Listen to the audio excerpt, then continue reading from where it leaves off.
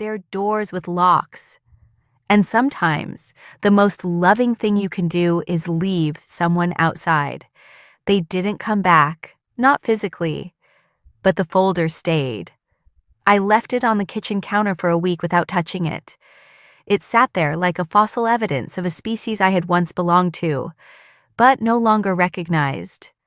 On the 7th day, I opened it, not out of temptation, just documentation. I flipped through their debts, their projections, the warnings from collection agencies wrapped in business casual font. They were sinking slowly but thoroughly, and they had no raft left to cling to. I placed the entire folder into the shredder. The sound was satisfying, clean, final, not violent, just a gentle disassembly of their last illusion of power. There were no more emails, no more phone calls. My sister, oddly, stayed in touch but from a distance. She had watched our parents unravel from the sidelines and now wore a kind of cautious neutrality, like a war correspondent unsure where the next shell would land. Sometimes she asked how the boys were. Sometimes she didn't say anything at all, just sent a picture of her garden or a quote she'd seen on a coffee mug. I didn't push her. Survivors of the same wreckage don't always swim together. Sometimes they just acknowledge each other from different shores. As for me, I kept building. The business grew in ways I hadn't predicted. Word spread. People wanted more than tribute pages now, they wanted writing help. Letters to their departed, words they couldn't say out loud. I became a ghostwriter of grief, a translator of silence. I found myself buried in other people's stories. And in doing so, I began to rise from my own.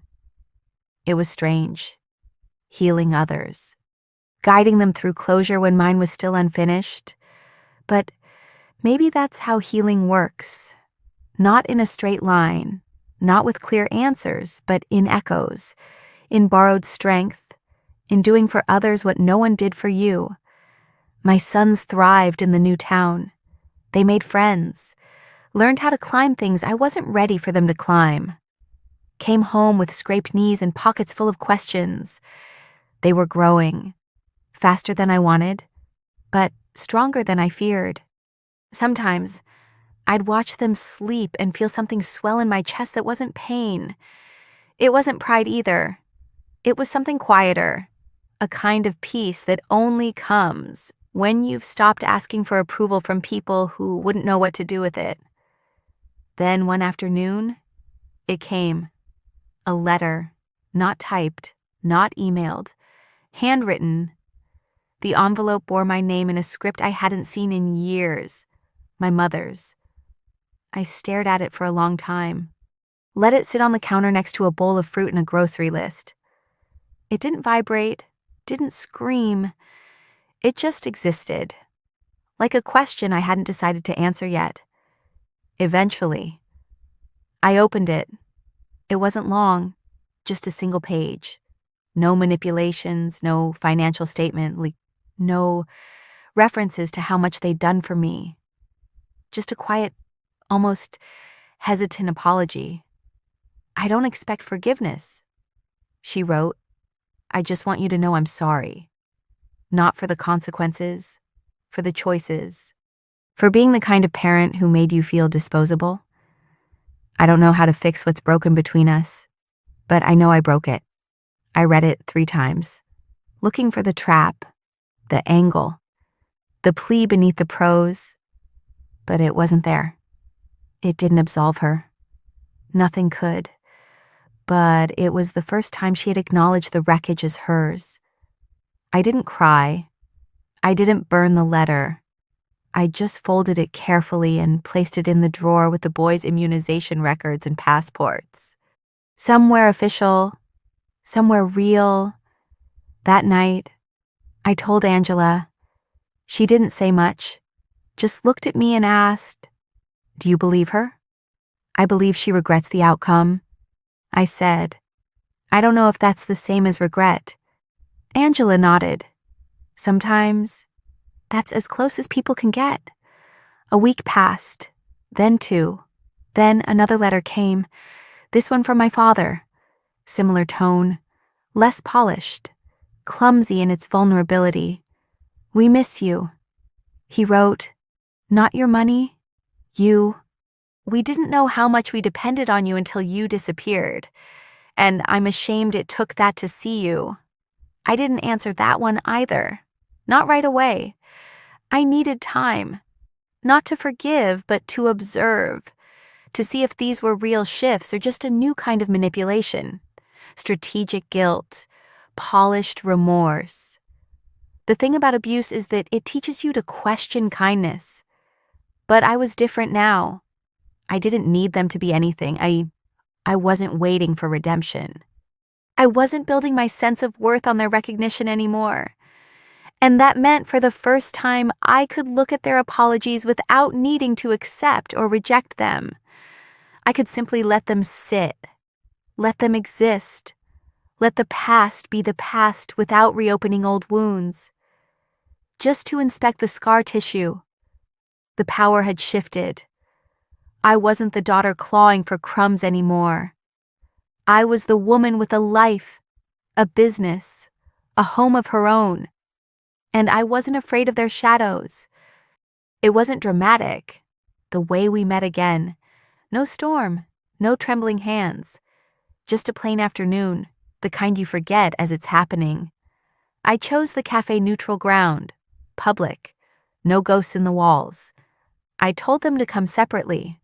But, of course, they didn't listen. They arrived together, always united when there's an audience. I had arrived early, chosen the corner table where the afternoon sun wouldn't hit my eyes, ordered tea I didn't want just to hold something warm. I saw them through the window before they saw me walking slowly, uncertain in their steps, not aged exactly, but faded, like clothes worn thin in the same spots, year after year.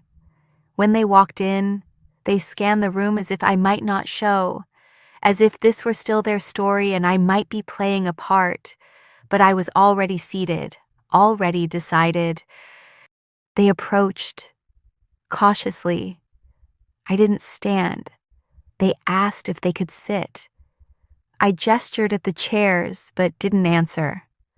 I let the silence stretch long enough for them to feel the weight of it, to remember how many years I'd been silent beneath their noise.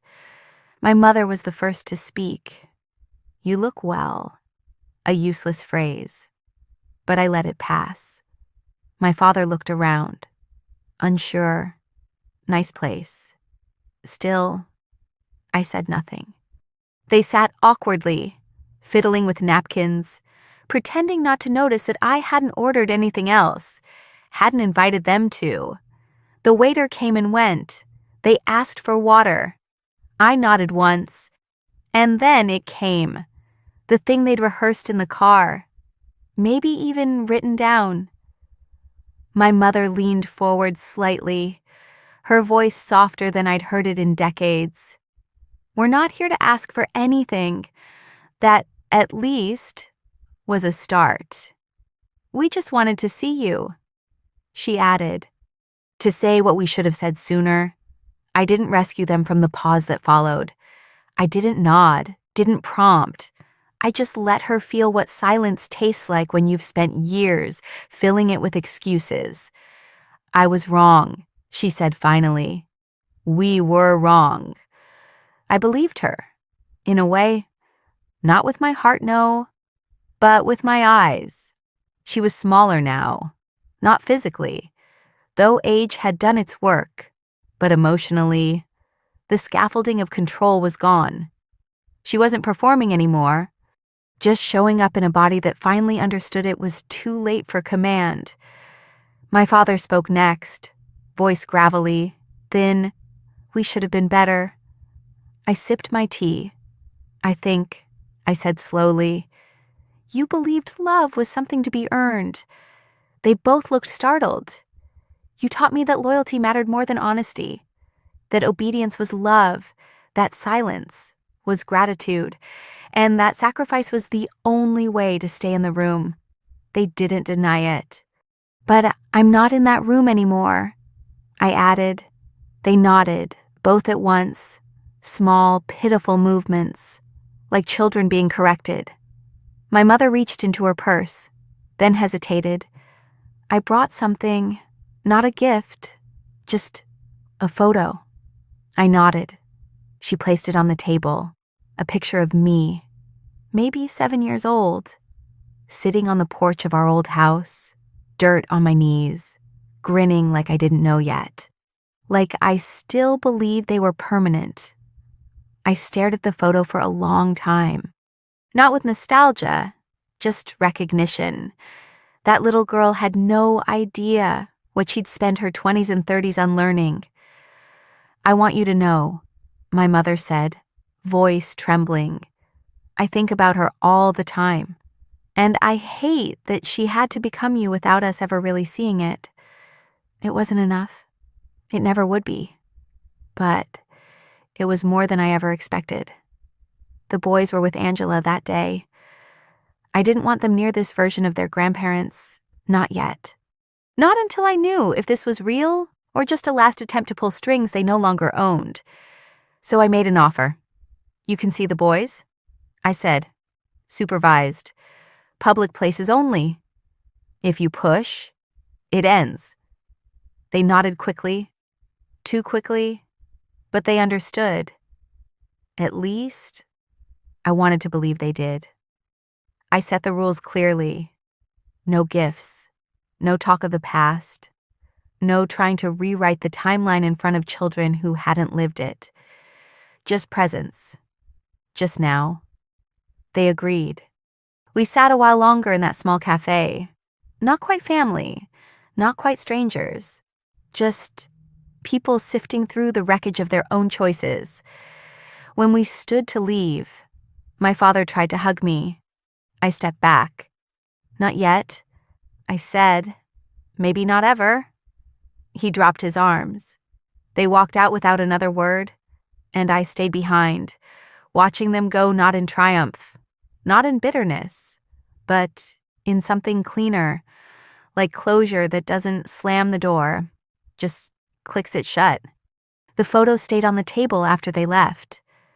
I didn't pocket it. I didn't tear it. I just looked at that little girl and thought you survived. You lost the wrong kind of love, and it made room for the right kind of strength. The visits began 2 weeks later. Small, cautious meetings at the community park. They arrived early each time, dressed like people going to a job interview, nervous with anticipation but desperate to appear composed. The boys didn't know them. Not really. They had memories of faces from old photographs, but no emotional reference. And so they approached like they would anyone new, curious but guarded. I watched it all from the picnic table, eyes on them, but also on the boys. Every gesture, every word, every shift in tone. My parents tried hard, too hard. They overcorrected, laughed too loudly at things a child wouldn't find funny, brought up memories that didn't exist. "Remember when you used to call me Poppy?" my father asked once, his voice too bright. The twins just stared. They didn't remember, because he hadn't been there. The first few visits were short. I kept them that way, controlled, like testing a floor for rot. I didn't want to punish them, but I also wasn't going to pretend we were reuniting from some great distance. We weren't returning from war. We were crawling out of a grave someone else dug. They didn't fight the rules. Not yet. My mother brought snacks, the kind she used to shame me for giving the boys. My father asked questions he used to shrug off. There was effort, yes, but also performance. And I knew the difference now. Angela asked me once if I was doing this for the kids or for them. Neither, I said. I'm doing it for me, to prove that I can stand in front of the people who broke me and not hand them a single piece of myself. That surprised her. But it was the truth. The hardest part wasn't watching them try. It was realizing that I no longer wanted their approval. I didn't care if they saw me as a good mother or a cruel daughter or a disappointment cloaked in independence. I didn't care what they whispered to relatives or what stories they polished at dinner parties. They could wrap the past in cellophane all they wanted. I had stopped needing to eat from their table. One evening, after the boys were in bed, I opened the drawer where I had kept her letter. I read it again. The words hadn't changed, but I had. There was no heat behind the ink now, no reflexive spike of anger, just cold recognition. She had apologized not for the specifics, but for the fact that things had unraveled. There was no mention of the concert, no reference to the hospital, no acknowledgement of the moment everything fractured. And maybe that was all she could give. Maybe people like her don't know how to name the wound, only how to bandage the aftermath with carefully chosen phrases. Still, something in me stayed alert, like a fire alarm that had never quite been turned off. I watched every move she made with the boys, measured the distance between her words and her motives, not because I wanted to catch her in a lie, but because I knew how slippery memory could become in the hands of someone who's used to rewriting it. Then came the third letter. It arrived on a Saturday. No envelope, just a folded sheet slipped into the mailbox like a secret. This time, it was from my sister. Her handwriting was worse than I remembered. Messy, rushed, the way someone writes when they're afraid they'll change their mind mid-sentence. "I don't know what I'm doing," she started, "but I think I owe you something." I sat down. She went on, talked about how she'd started therapy, how she'd always believed she was second best and had resented me for it, never realizing that I was just first in line to be used, that everything she saw as privilege in my life had been payment, that she'd watched me carry weight she never questioned because she thought I wanted to. "I'm sorry," she wrote, "not just for believing their stories, but for needing them to be true. Because if you were the golden child, then I wasn't being neglected. I was being left out. And that felt safer than the truth." I reread that line more than once. It was the closest thing to real understanding anyone in that family had ever offered me. I didn't know if it changed anything, but I folded the letter carefully and placed it next to the others. Not out of sentiment, out of order. This was a new kind of history, one I didn't have to perform inside, just witness. The next park visit was colder. Autumn had started to creep into the air, curling around our ankles like smoke. The boys ran through fallen leaves while my parents sat stiffly on the bench, unsure whether they were wanted or simply tolerated. They asked about the boys' school. I gave short answers. They brought up Thanksgiving. I didn't respond. Then my mother said something strange. "I see it now," she said, looking at me but not quite. "The line you drew? I used to think you abandoned us, but now I realize we abandoned you first." It landed somewhere in me, not as pain, but as confirmation, a puzzle piece that fit too late to matter, but still proved something had been missing. I stood up. "Time's up," I said, nodding toward the boys. They followed us to the parking lot. No goodbyes, no grasping for hugs, just distance. And I let it grow. Sometimes the kindest thing you can do is let someone walk away, thinking they still have a chance. Winter came quietly that year, not with blizzards or storms, but with the slow, creeping stillness of early dusk and breath turning visible. The kind of winter that doesn't announce itself, just arrives one morning on your windowsill like it's always been there. By then, I had stopped expecting anything. The boys were growing fast. Their shoes wore out quicker, or their voices changed shape. They began asking deeper questions some I could answer. Others I didn't try to. I kept working. The tribute business had become steady. Not flashy, not viral, but consistent. The kind of consistency I had once begged from my family, now grown with my own hands. Then one morning, there was a knock at the door. Not forceful, not hesitant, just neutral. I opened it, half expecting a delivery, but it was her. My mother. Alone. No folder, no bags, no plan I could see. I was nearby. She said, "Can we talk?" I looked past her to the empty driveway. No car, no escape route. I didn't ask how she got here, just stepped outside and closed the door behind me. "I won't stay long," she added. I said nothing. She looked smaller, not weak, just unarmed, like someone who knew they had no more tools left to shape the narrative. "I wanted to say thank you," she said. And I blinked. "For what?" "For letting us see the boys," she replied. "Even when you didn't have to?" Especially then. I studied her, and she hesitated. Her hands were bare. No ring, no watch, just skin. She wrung them together. "I've been reading about estrangement," she said, trying to understand what I never let myself see. "It's strange how quiet it is when your voice is no longer in someone's home." Her voice cracked, but I didn't move. "Every day, I think about that night at the hospital," she continued. "The jazz festival, the choice I made. And I wish I could tell you it was unusual, a mistake, but it wasn't. It was who I was, who we were. That was the closest she'd come to full ownership. She didn't ask for forgiveness. She didn't offer gifts. She didn't even touch me. And for that reason alone, I stayed. We talked for 20 minutes. Not about the past, not about the future, just about now. She asked what the boys like to read. I told her. She asked about their sleep habits.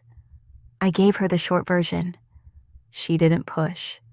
When she left, she didn't ask for a next time, just nodded once and walked down the sidewalk, like a woman who knew she wasn't being exiled, just finally seeing the border. That night, I opened the drawer again, 3 letters, 1 photo, a folded drawing from my youngest that somehow ended up in there, a lopsided heart with 4 stick figures, and the word home scribbled above. I ran my thumb across the paper. I wasn't chasing justice anymore, or closure or apology. I was maintaining boundaries, upholding structure, protecting something that used to be too soft to survive the weight of them. And I realized something. They hadn't changed me. They had revealed me. Because even when I was broken bending, I was building something they never understood. A spine, a line, a version of myself that didn't need validation, just silence long enough to remember her own voice. And now, I had it. The final visit wasn't planned. It was spring again. The boys had grown tall enough to reach the kitchen faucet. I had just wiped down the counter when the doorbell rang. This time, it was both of them, together. But something was different. They didn't ask to come inside. They didn't ask for money. They didn't ask for more time with the kids. They brought envelopes, one for each of the boys' handwritten letters with stories from their own childhoods, photos, and little drawings they had made. Nothing grand, just pieces, offerings. And one for me, a check, not large, not performative, just enough to show they understood what they had taken and what they could never repay. "I know it doesn't fix anything," my father said. "It's not supposed to," I answered. We stood there in the doorway for a moment, the same threshold where I had once stood with nothing but a refusal and a locked jaw. But this time, the weight wasn't on my chest. It was in their hands. I nodded, not in forgiveness, just acknowledgement. And they left. No promises, no plans, just quiet. I never told the boys the whole story. Not because I was hiding it, but because they didn't need to carry it. They would know, one day, in pieces, in the way I answered their questions, in the tone I used when their grandparents' names came up, in the rules I enforced that didn't need explanation. They would know because they would feel it, the distance, the boundaries, the quiet tension of something rebuilt after it was ruined. But they would also feel safety, structure, presence. I gave them that. I gave them what I never had. Some nights, when they were asleep and the house was still, I would stand in the hallway just to listen, to their breaths, to the soft creak of floorboards, to the hush that only comes when nothing is wrong. And I would think about the girl I used to be, the one who apologized for taking up space, the one who paid the bills of people who only loved her when the transfer cleared, the one who sat in a hospital bed alone while the people she called family clapped at a concert. She's gone now, not vanished, just evolved. Grief didn't break me. It introduced me to myself. Betrayal didn't end me. It taught me what I would never accept again. Silence didn't crush me. It gave me the echo I needed to hear my own voice.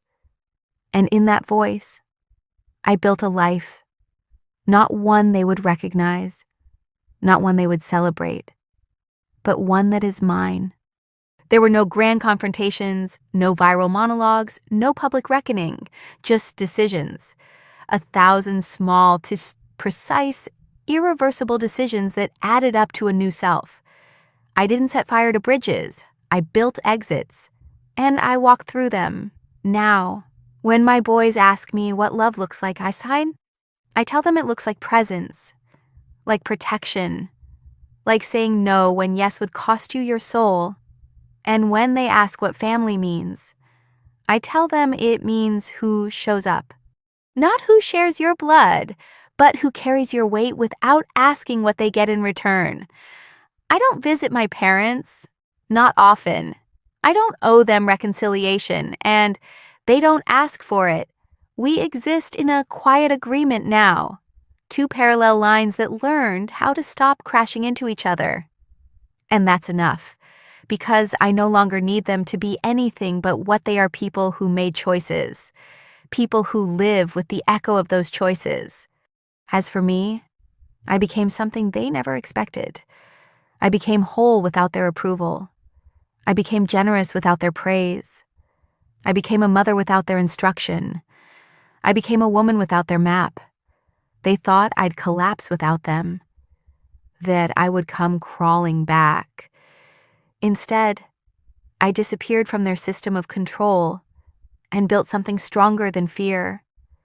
I built a life in my own name. And when they lost everything, I didn't gloat. I didn't curse them. I didn't forgive them either. I simply didn't move. That was the final act. No retaliation, Osern. No retaliation. Just the unmoving presence of someone who knows her worth and doesn't need to prove it. I am not their daughter in the way they defined it. I am not their safety net. I am not their emotional crutch. I am the storm they ignored, the silence they underestimated, the boundary they taught me to draw by crossing every line. I am the woman they helped create by trying to erase, and I didn't win. I walked away. Thank you all for listening to my story until the very end. I hope that, even just a little, what I've shared can bring something meaningful to you. Goodbye, and see you again.